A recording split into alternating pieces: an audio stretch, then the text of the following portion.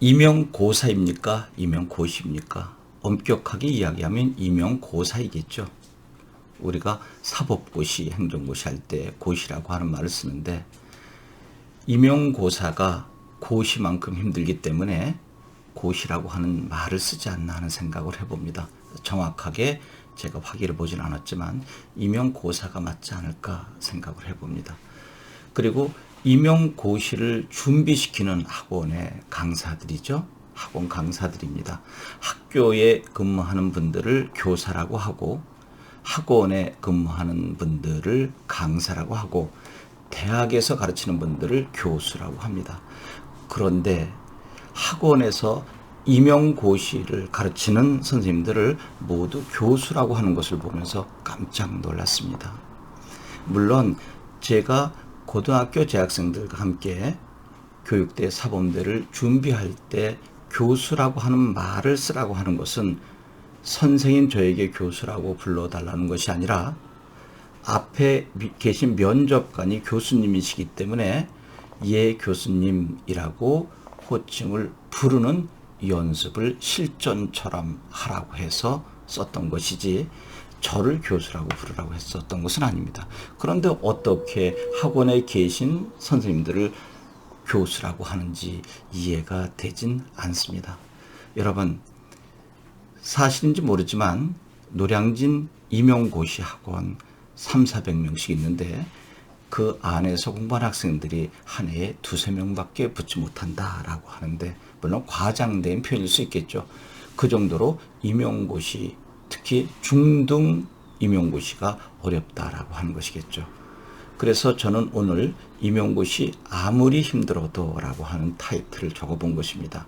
여러분, 아무리 힘들어도 최선을 다해서 여러분들이 목표한 고시에 합격해야 되지 않겠습니까? 그런데 얼마 전에 교육대를 다니고 있는 4학년 이번에 올라간 학생이 전화를 했습니다. 선생님, 4년 전에 저를 지도하실 때 교대에 들어가면 모든 것이 해결될 거야. 교대 입학하는 순간 이미 교사가 되어 있을 거야 라고 격려를 해주셨는데 들어와 보니까 그렇지 않네요. 즉 현실이 제가 그 학생에게 4년 전에 이야기했던 거와 같지 않다라고 하는 것이죠.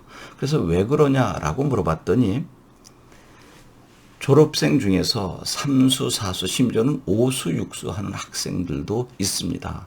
그 선배들 이야기를 들어보면 정말 힘들다고 하던데요 라고 합니다. 이해할 수 있습니다. 그런데 지난번에도 제가 영상에 한번 올렸지만 그 4수, 5수 하는 학생들에게 좀 묻고 싶습니다. 한두 번 정도는 실수할지 몰라도 그렇게 4, 5년, 5, 6년 정도 실패를 한다면 분명히 공부에 문제가 있는 것 아니겠는가. 머리에 문제는 없을 것 같습니다. 왜냐하면 교육대를 들어갈 정도면 모두 우수한 학생들 아닌가요? 그러면 초등 임용고시에 최적화된 수험 준비가 잘 되지 않았는 것 아닌가라는 생각을 해본 것입니다. 그래서 그분들은 합격한 학생들의 공부법 그리고 또 그들이 한 수험서 등을 꼼꼼하게 다시 재검토해 보는 것이 중요하지 않을까 하는 생각이 듭니다. 그러면 중등고사 임용고시를 준비하는 사범대 그리고 교직 전공하는 학생들은 어떻게 해야 할 것인가 라고 하는 것입니다. 노량진에서 시험 공부하는 학생들 한 교실에 몇백 명씩 있다고 합니다. 지금은 코로나 때문에 면대면 수업이 쉽지 않겠지만요. 그러면 그렇게 많은 학생들이 한 교실에 공부하면서 한 해에 합격하는 학생들이 얼마 되지 않는다라고 합니다. 얼마나 힘들었으면 그런 이야기가 있을까요? 그래도 도전해야 되지 않겠습니까? 내가 목표한 바를 최선을 다해서 공부해서 성취했을 때 그것은 행복 아닐까? 그런데 여러분, 힘들다고 해서 포기하고 또 다른 길로 간다면 다른 길 어디로 가겠습니까? 그래서 임용고시 준비하다가 다른 곳으로 가는 것, 그것은 바로 구급 공무원이라고 합니다. 그런데 구급 공무원도 만만치 않습니다. 제가 알고 있는 학생이 뭐 기업체 다니다가 너무나 힘들어서 구급 공무원 시험을 보고 있는데 물론 영어도 잘합니다. 그런데 영어 모의 시험에 50점도 제대로 받지 못했다고 합니다. 생각보다 어렵다고 하더라고요. 물론 대학에서 영어를 잘했기 때문에 그 학생이 3, 4개월 만에 거의 8, 90점까지 회복이 됐지만 너무너무 힘들었다라고 합니다. 또 제가 국어 선생으로서 과거에 공무원 국어도 일부 해봤지만 생각보다 쉽지 않더라고요. 문법도 문법이지만 제일 힘든 것이 몇 개 안 나오는 한자다라고 이야기합니다. 여러분, 한자 1, 200개 정도 항상 나오는 것이 있긴 한데 그것 이외에 낯선 한자가 나왔을 때는 방법이 없는 것이죠. 하나에 5점씩이기 때문에 2개 정도만 틀려도 합격이 힘들다라고 합니다. 거의 다 맞거나 하나, 그리고 아무리 많이 틀려도 3개 이상은 틀리면 안 된다는 거죠. 그리고 다른 과목에서 만점을 맞아줘야 되니까요. 그러면 임용고시 안 되면 구급공무원으로 간다라고 하는 이야기도 쉽지 않잖아요. 그리고 여러분들이 지금 가장 잘하고 있는 것, 4년 동안 준비해온 것이 임용고시이기 때문에 힘들어도 도전하는 것입니다. 그런데 지금 내가 한 방법이 제대로 되지 않는다면 합격한 학생의 공부 방법을 참고하는 것도 매우 중요할 것입니다. 물론 여러분의 공부 방법과 합격한 학생들의 방법이 다를 수 있습니다. 그런데 충분히 참고는 할 수 있지 않나 하는 생각을 해보기 때문에 참고로 말씀드리는 것입니다. 내 공부 방법과 합격한 학생 방법이 다를 수 있지만 그래도 내 방법만 고집하지 말고 내 방법이 옳다면 끊임없이 가면 되겠지만 실패가 거듭된다면 분명히 점검을 해봐야 되지 않을까요? 그리고 다른 사람의 학습 방법을 참고해서 응용 적용하는 것도 도움이 될 것이다. 그리고 건강 잘 챙기셔야 할 것입니다. 몸이 아프면 공부를 할 수가 없습니다. 혹자가 그러잖아요. 공부는 엉덩이로 하는 것이다 라고 하죠.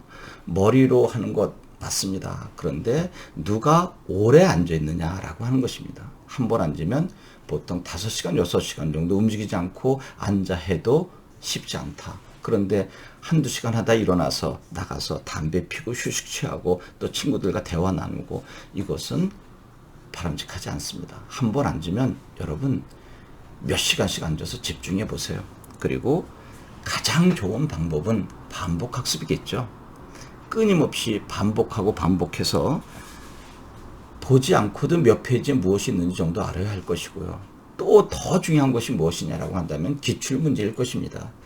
기출문제는 방향성을 제시해 주는 거죠. 여러분들이 가야 할 시험, 그리고 작년, 재작년에 나왔던 기출문제를 꼼꼼하게 풀어서 경향을 살피고 그에 맞게 공부하는 것 매우 중요합니다. 반복 학습, 기출문제 풀고. 그런데 또 더 중요한 것이 무엇이냐라고 한다면 저는 시험 임박해서 1년 동안 열심히 하는 것은 잘못되었다라고 합니다.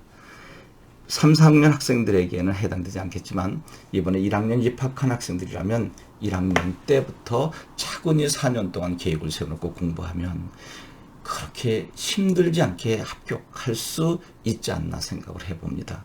1학년 입학해서부터 꾸준히 계획을 세워서 하루에 서너 시간씩 임용고시 준비를 한다면 제가 볼 때는 그렇게 어렵지 않게 합격하지 않을까요? 그런데 1, 2, 3학년은 좀 게을리하고 4학년 1년만 열심히 하면 된다라고 했을 때 1년에 과부하가 걸릴 수 있잖아요.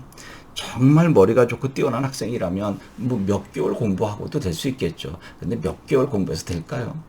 1년은 최적화된 시간이다라고 이야기하는 것을 몇 번 보긴 했는데 아니요. 2년 정도 해야 되지 않을까요? 그리고 넉넉하게 하려면 적어도 3, 4년 정도는 치열하게 공부해야 4학년 졸업하면서 바로 임용이 되지 않을까 하는 생각이 듭니다. 여러분, 임용고시 아무리 힘들어도 최선을 다해서 준비해 보십시오. 열심히 반복해서 기출문제를 풀어보고 방향성을 잡아보십시오. 그러면 열심히 하던 여러분들의 모습이 어느 순간 즐기면서 행복하게 공부하게 될 것입니다. 그리고 그토록 소망했던 교사의 길 한평생 행복하게 소명의식을 갖고 해야 되지 않을까요? 교사 되면 참으로 행복합니다.